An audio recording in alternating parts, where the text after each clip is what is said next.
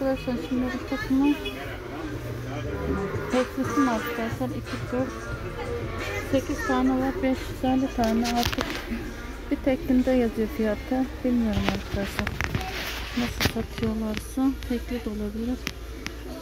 Bakın baharatlı yağdanlıklar var arkadaşlar. Baharatlıklar çok güzel.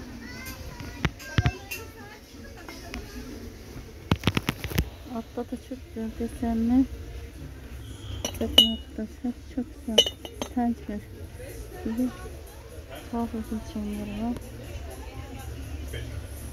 Güzel ürünleri var arkadaşlar buranın. Almak isteyen gelsin buyursun bakın.